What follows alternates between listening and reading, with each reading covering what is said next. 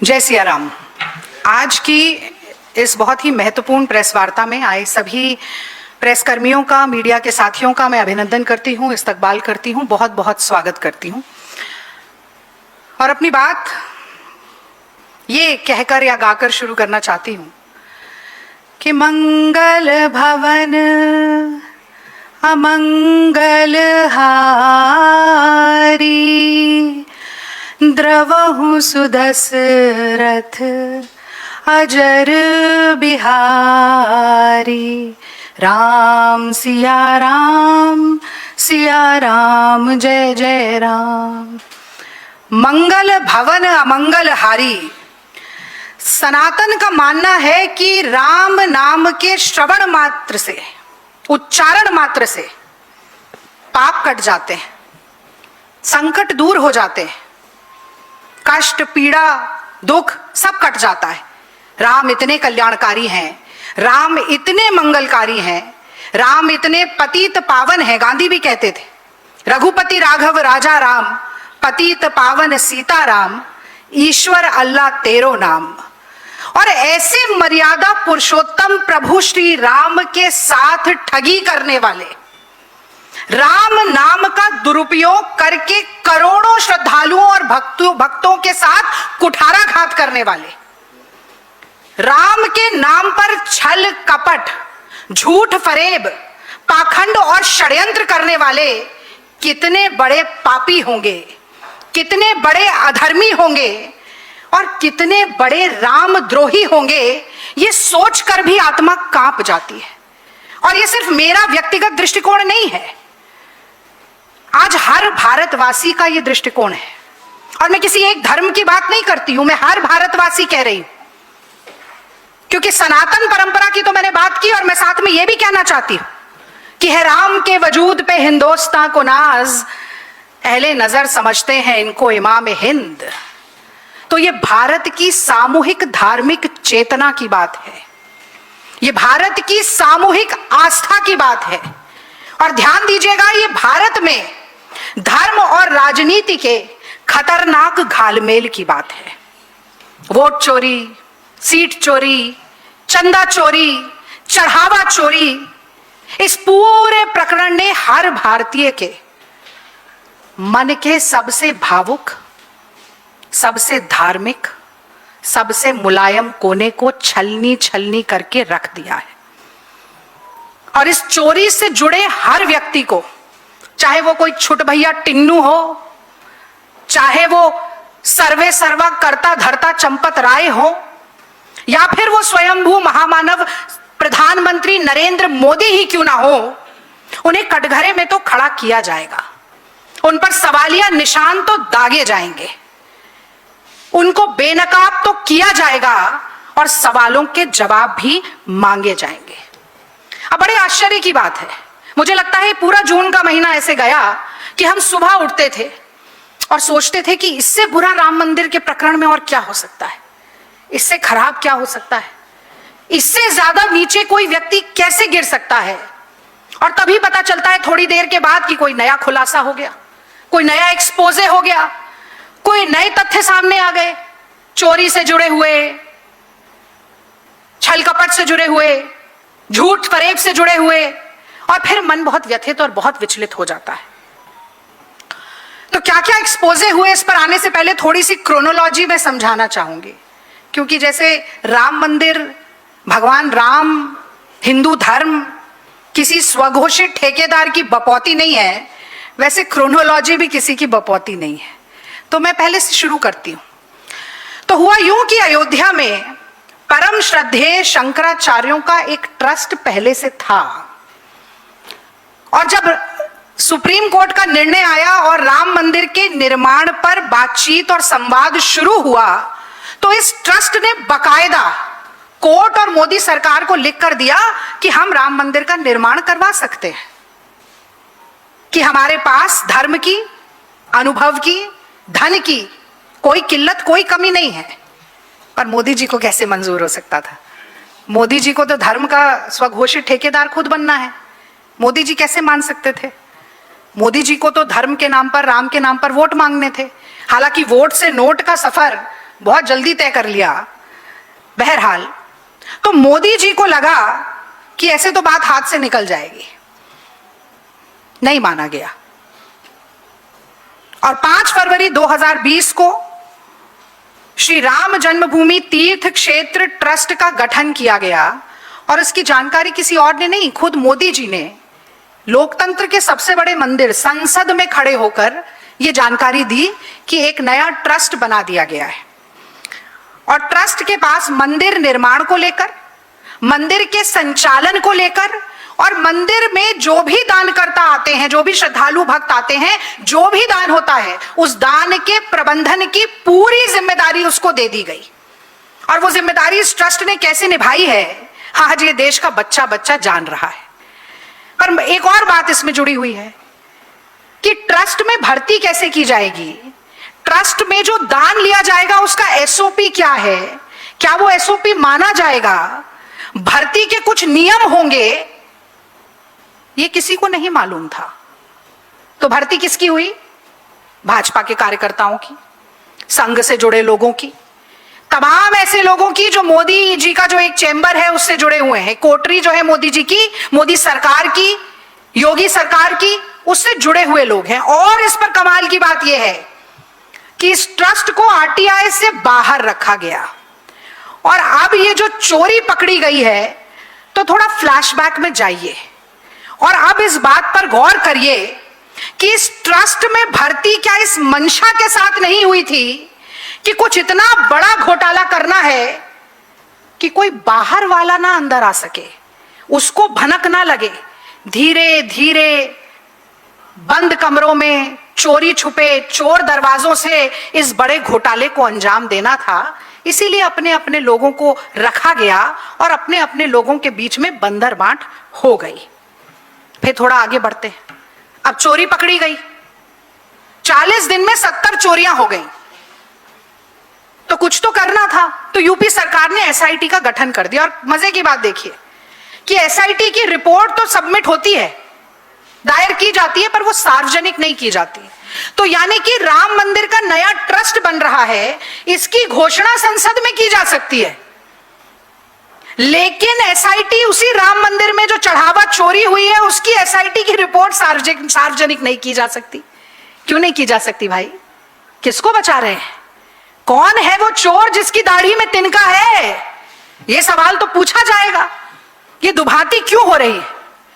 और जब श्रेय आपका है मोदी जी, श्रेय तो है ही, मोदी जी ने लिया श्रेय, खूब 56 इंच की छाती को ठोक ठोक के श्रेय लिया राम मंदिर के निर्माण का। जैसे कि मोदी सरकार ऑर्डिनेंस लाकर राम मंदिर के निर्माण का निर्णय करा बैठी हो, जैसे कि सुप्रीम कोर्ट के निर्णय के बाद राम मंदिर नहीं, उससे पहले ही राम मंदिर के निर्माण का कार्य शुरू हो गया हो।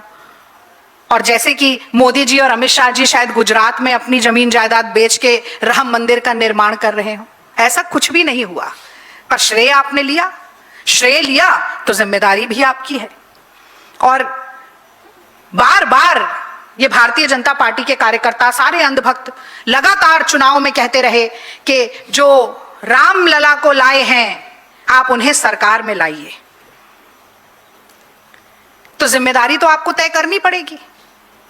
और ये तस्वीर देखिए आप, बहुत वायरल हुई, बहुत चलाई, होर्डिंग पोस्टर बने, सारे औपचारिक हैंडल्स पे सोशल मीडिया में ये तस्वीर चली थी कि मोदी जी का एक विराट काय स्वरूप है। देखिए कितने बड़े मोदी जी और छोटे से रामलला उंगली पकड़ के मोदी जी राम मंदिर की ओर ले जा रहे हैं। और अब हम क्या कहें? और उसी राम मंदिर में जो हुआ, राम जी के साथ जो विश्वासघात हुआ, देश की जनता के साथ जो विश्वासघात हुआ, उस पर मोदी जी मुंह में दही जमाए बैठ गए। तो आप विदेश जाइए मोदी जी, हमें कोई आपत्ति नहीं, आप नकली अवार्ड भी बटोरिए, हमें उस पर भी कोई आपत्ति नहीं। लेकिन रामलला के साथ, रामलला के अनुयायियों के साथ, भारत की सामूहिक आस्था के साथ कुठाराघात बर्दाश्त नहीं किया जाएगा। एक छोटी सी बात और यहां पर बहुत बतानी जरूरी है कि छोटे मोटे कर्मचारियों की गिरफ्तारियां हो जाती हैं। तमाम बड़े बड़े केसेस में हम देखते हैं कि छोटे लोगों को पकड़ लिया जाता है और बड़ी मछली यूं सर्र से निकल जाती है। वही नीट में भी हुआ, वही राम मंदिर घोटाले में भी हुआ।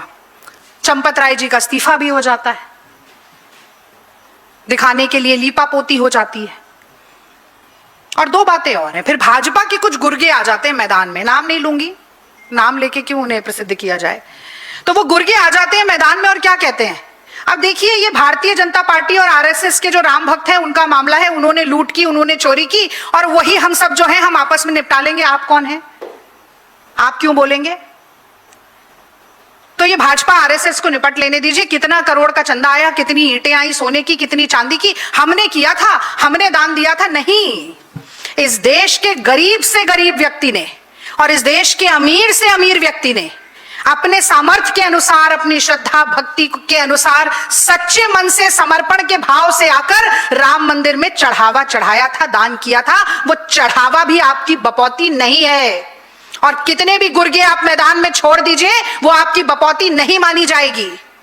और एक नया स्टाइल भी आ गया है, मीडिया के साथी यहां पर बैठे हैं, पर कुछ गोदी मीडिया एंकर्स भी उतर आए मैदान में, और क्या किया कि 2-3 साधु संतों को बिठा लिया चैनल में और आपस में लड़ाई करवा दी। कोई लुच्चा कह रहा है, कोई लफंगा कह रहा है, कोई कुछ कह रहा है, और उनकी लड़ाई को दिखाकर राम मंदिर ट्रस्ट का बड़ी बेशर्मी से बचाव किया। ये सब चल रहा है, खुलेआम चल रहा है, धड़ाधड़ चल रहा है। और ये मैं बार बार इसलिए कह रही हूं, जिम्मेदारी की बात भी इसलिए कह रही हूं। अभी एक होर्डिंग भी, आपको एक तस्वीर भी रामलला की इसलिए दिखाई क्योंकि मोदी जी ने देश की आस्था को एक तमाशे में बदला, एक नजारा दिखाया, सबको कहा वाह वाह वाह मोदी जी, मोदी जी। रामलला की छोटी तस्वीर दिखेगी, मोदी जी की बड़ी तस्वीर दिखेगी। मोदी जी तो स्वयंभू अपने आप को कहते हैं, सबसे बड़े हैं, सबसे विराट है। तो मोदी जी ने कहा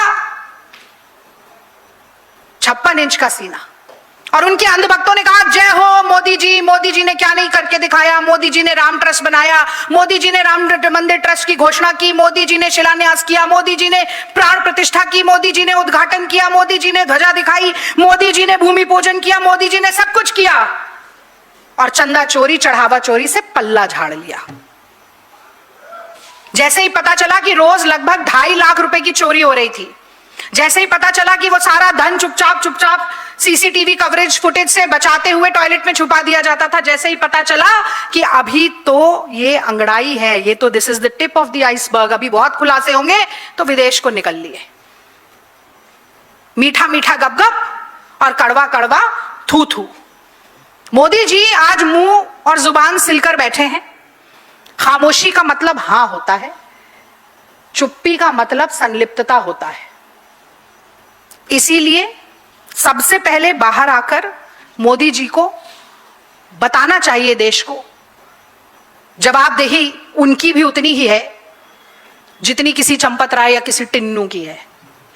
और अब आज के एक एक्सपोजे पर भी हम बात करते हैं। जैसा कि मैंने कहा कि रोज कुछ नया घटित हो जाता है, रोज एक नया एंगल, एक नई कड़ी जुड़ जाती है, और रोज पता चलता है कि राम भक्ति का मुखौटा ओढ़कर चढ़ाकर किस तरह की घटिया से घटिया हरकत की जा रही है। तो जैसे ये सब ही काफी नहीं था, एक न्यूज चैनल ने एक्सपोजे किया, उन्होंने एक अंडर कवर ऑपरेशन किया, और उस अंडर कवर ऑपरेशन से पहले एक राम मंदिर ट्रस्ट का गेस्ट हाउस है, और वो आप सब लोगों ने भी महसूस किया होगा, उसका दरवाजा जब से चोरी पकड़ी गई, मीडिया के हमारे साथी लगातार खटखटा रहे हैं, लगातार कह रहे हैं अंदर आने दीजिए, देखने दीजिए, बात करने दीजिए, अरे लोकतंत्र है, अरे हमें भी पता चले अंदर क्या चल रहा है। और वो फाटक बंद कर दिया जाता है, कोई बात नहीं कर सकता, कोई मिल नहीं सकता, कोई सवाल नहीं पूछ सकता। तो ये अंडर कवर ऑपरेशन होता है जिसमें एक न्यूज चैनल की टीम के कुछ लोग दानकर्ता बन जाते हैं। अब वो कह रहे हैं कि हम तो सोना चांदी देने के लिए आए हैं, और लो एंड बिहोल्ड जैसा अंग्रेजी में कहा जाता है, ये सोने का जो जादू है, जो धन की माया है, उससे दरवाजा तुरंत खुल जाता है, एकदम खुल जाता है। और प्रद्युम्न नाम का एक व्यक्ति निकलकर आता है और कहता है देखिए मैं तो बाबूजी यानी कि चंपत राय का बहुत सगा हूं, बहुत खास हूं, और आप अपना दान दे दीजिए, यहीं चंपत राय जी अंदर बैठकर मीटिंग कर रहे हैं, जैसे ही मीटिंग खत्म होगी आपकी मुलाकात करा दी जाएगी। चलिए मुलाकात तक भी ठीक था, वैसे तो चंपत राय जी निकलकर नहीं आ रहे हैं बाहर, पर दान के नाम पर आ जाते हैं, दान से उनका बहुत कुछ खासा लगाव दिखाई दे रहा है। पर साथ में यह भी कहा जाता है कि आप जो सोना चांदी लेकर आ रहे हैं, अगर आप सीसीटीवी कैमरे से बचकर आना चाहते हैं यानी कि ऐसे रास्ते से आपको लेकर आए जिससे कि वो सीसीटीवी कैमरे में ना आ पाए, कैप्चर ना हो पाए, तो इसकी भी व्यवस्था हो सकती है। आप सोचिए कि दाल में कुछ काला है या पूरी दाल ही काली है। और फिर उन दानकर्ताओं से एक एफिडेविट साइन करवाया जाता है जिसमें यह कहा जाता है कि आप जो भी दान दे रहे हैं, दान देने के बाद आपका कोई अधिकार नहीं है, ठीक है, और ट्रस्ट जैसे चाहे इसका उपयोग करेगा, आप कोई सवाल नहीं पूछ सकते। वो ट्रस्ट दान पेटी में डालेगा या ट्रस्ट के मेंबर अपनी झोली भरेंगे, आप कोई सवाल नहीं पूछ सकते। और एक कमाल की बात देखिए, आप चाहे 1 ग्राम सोना दें, 100 ग्राम दें या 100 किलो सोना दे दें, ऐसा उन्होंने लिखा नहीं था, ये मैं बता रही हूं, कितना भी सोना दे दें, कितना भी दान दे दें, उसकी कोई रसीद नहीं मांगी जाएगी कि आप इतना किलो सोना लाए कहां से, ये आपने शो किया है, इनकम टैक्स दिया है, ये कहां कहां से आया, कोई रसीद है आपके पास? कोई नहीं पूछ रहा है। टेबल के नीचे से आप कितना भी सोना चांदी दान में देते जाइए, चंपत राय जी तक पहुंच जाएगा। तो बार बार ट्रस्ट से जुड़े हुए लोग चंपत राय के पास सीधा पहुंचता है, चंपत राय दान दिया जाता है, चंपत राय सर्वा है, चंपत राय करता धरता है, बोल रहे हैं। चंपत राय ने इस्तीफा दे दिया, कोई एफआईआर नहीं हुई, कोई जांच पड़ताल नहीं हुई, किसकी जवाबदेही तय होगी? मुझे तो लगता है संत कबीरदास ने जब ये कहा था कि राम नाम की लूट मची है, लूट सके तो लूट, उसका भावार्थ क्या था? वो राम नाम की अपरंपार महिमा का वर्णन कर रहे थे, जैसा कि मैंने भी किया इस प्रेस वार्ता की शुरुआत में कि राम का नाम लीजिए, आपकी नैया पार हो जाएगी। तो राम नाम की लूट मची है, लूट सके तो लूट। पर उन्होंने कभी सपने में भी नहीं सोचा होगा कि एक समय ऐसा आएगा जब भावार्थ को लात मारकर शब्दशः चरितार्थ किया जाएगा इस देश में, राम के नाम पर ऐसी लूट मचेगी और उसको मचाने वाले, मुंह में राम बगल में छुरी वाले ऐसे धर्मद्रोही आएंगे जो कहेंगे राम नाम अपना जपना और पराया माल अपना। तो यही हो रहा है। पर उसमें भी मैं 2-3 सवाल जल्दी से पूछना चाहती हूं कि कुछ छोटे मोटे कर्मचारियों को गिरफ्तार आपने कर लिया, ठीक है, चंपत राय जी का इस्तीफा चंपत राय जी ने स्वतः दे दिया, वो भी चलिए ठीक है, थोड़ी लीपापोती हो गई, ठीक है, इधर उधर की बातें हो गई, वो भी ठीक है, 40 दिन में 70 चोरियां हो गई, सीसीटीवी फुटेज का कोई बैकअप नहीं मिला, 5 साल 40 दिन में इतना हुआ तो 5 साल में कितना हुआ होगा इसका कोई अता पता हमें नहीं है। डबल इंजन सरकार को इसकी कोई भनक नहीं है। मुखर प्रखर प्रधानमंत्री और मुख्यमंत्री इस पर कुछ भी नहीं बोलना चाहते हैं। चंपत राय पर कोई एफआईआर नहीं हो रही है और ये मान लेते हैं कि सरकार को कुछ मालूम ही नहीं था, कानो कान खबर नहीं थी, सब कुछ अंधेरे में हो गया। छोटे मोटे कुछ जो कर्मचारी थे उन्होंने इतना बड़ा एक रैकेट बना लिया, उन्होंने ही सीसीटीवी फुटेज डिस्पोज ऑफ कर दी, उन्होंने ही इतना बड़ा रास्ता बना लिया कि रोज 2.5 से 4-3 लाख रुपया निकालने का, किसी को कुछ पता नहीं चला। शायद इसीलिए कहा जाता है truth is stranger then fiction. क्या ये सच हो सकता है? बिना सरकार के संरक्षण के ये मुमकिन हो सकता है? ये आज सबसे बड़ा और सबसे मूल सवाल है। और अंत में मैं कांग्रेस जो चाहती है, आगे जो कार्रवाई होनी चाहिए, उस पर कुछ बोलकर अपनी वाणी को विश्राम दूंगी। सबसे पहले तो राम जन्मभूमि तीर्थ क्षेत्र ट्रस्ट को भंग किया जाए। उस पर किसी का विश्वास नहीं है, जनता का भी नहीं, विपक्ष का भी नहीं, भाजपा का भी नहीं होना चाहिए। और अगर नरेंद्र मोदी जी की सरकार की इसमें संलिप्तता और संरक्षण नहीं है तो उनका भी नहीं होना चाहिए। उसको भंग किया जाए। दान की जो भी प्रक्रिया और प्रकरण है उसकी जांच सुप्रीम कोर्ट की निगरानी में की जानी चाहिए। प्रधानमंत्री को चुप्पी तोड़नी है। देश के नाम संदेश तो वो बहुत देते हैं, छाती पीट पीट कर कांग्रेस को कोसना, नेहरू जी से लेकर राहुल गांधी जी तक ये 30 मिनट की स्पीच में 100 बार नाम लेना। पर अब मन की बात का समय चला गया, अब धन की बात करिए। वो धन जो चोरी हुआ उसके नाम, उसके संदर्भ में एक देश के नाम संदेश दीजिए। जनता आपसे जवाब चाहती है। केवल निचले कर्मचारियों को बलि का बकरा बनाने से बात नहीं बनेगी। निचले कर्मचारी इतने बड़े चंदा चोरी और चढ़ावा चोरी को अंजाम नहीं दे सकते। जो असली गुनहगार हैं उन्हें सामने लाना पड़ेगा, उन्हें पकड़ना पड़ेगा। और एक बहुत महत्वपूर्ण बात है, ट्रस्ट के गठन से पहले राम नाम के निर्माण, राम मंदिर के निर्माण के नाम पर जो 1400 करोड़ का चंदा इकट्ठा हुआ था, उसका भी सार्वजनिक ब्यौरा मिलना चाहिए। वो 1400 करोड़ कहां गए? सिंधी समाज ने जो 200 किलो चांदी की ईंटों की बात की, वो कहां गई? वैश्य समाज ने जो सोने की ईंटें दान करने की बात की, वो कहां गई? जो रामशिलाओं, चांदी और सोने की रामशिलाओं की बात की जा रही है, वो कहां गई? इस सब का ब्यौरा आपको देना पड़ेगा। और अंत में मैं बस यही कहूंगी कि निर्मल मन जन सो मोहि पावा, निर्मल मन जन सो मोहि पावा, मोहि कपट छल छिद्र न भावा। तो मोदी जी को भी ये याद रखना चाहिए, योगी जी को भी ये याद रखना चाहिए, और हर उस व्यक्ति को जो कहता है कि वो राम का भक्त है, वो सनातनी है, कि छल कपट करने वाला राम का कभी प्रिय नहीं हो सकता। झूठ फरेब चोरी करने वाले, उनको ना प्रभु राम मिलते हैं और ना ही जनता जनार्दन। बहुत बहुत धन्यवाद। जय श्री राम।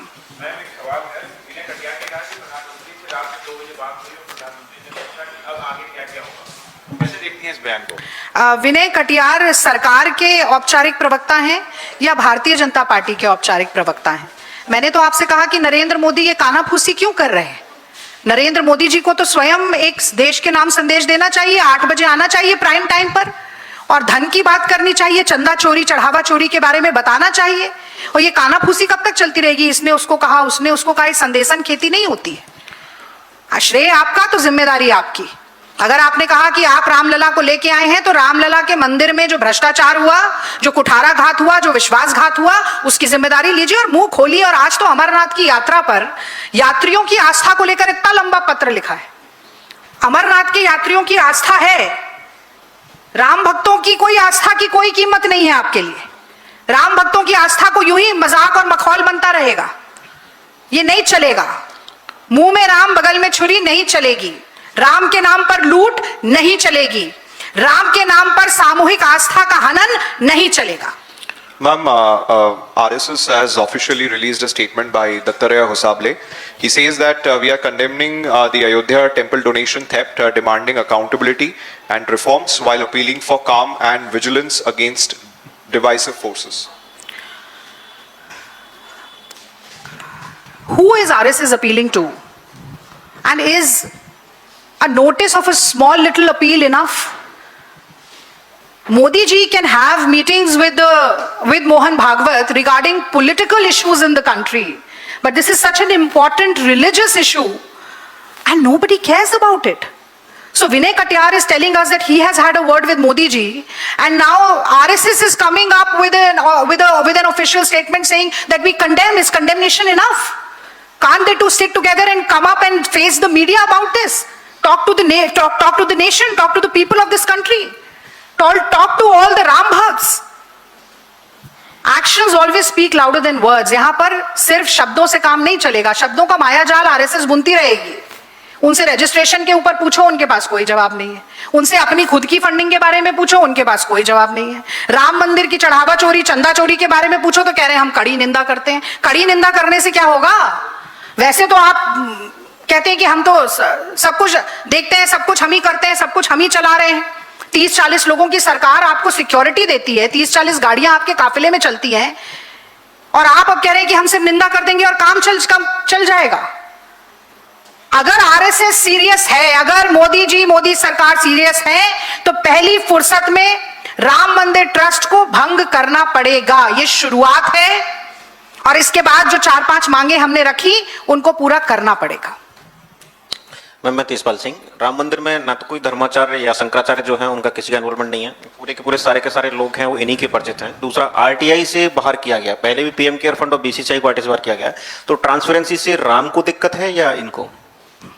देखिए, मैंने तो आपसे कहा कि यहाँ पर दाल में काला नहीं है, पूरी दाल ही काली है। और वो कहते हैं कि मुझे लगता है कि चोर की दाढ़ी में तिनका अटका हुआ है, इसीलिए पारदर्शिता चाहते ही नहीं है। और ये आज तो खुलासा हुआ है, पूत के पांव पालने में दिख जाते हैं। इनकी असली मंशा आपने जैसा कहा और मैंने भी प्रेस वार्ता में कहा, उसी दिन समझ आ गई जब आरटीआई से बाहर किया गया।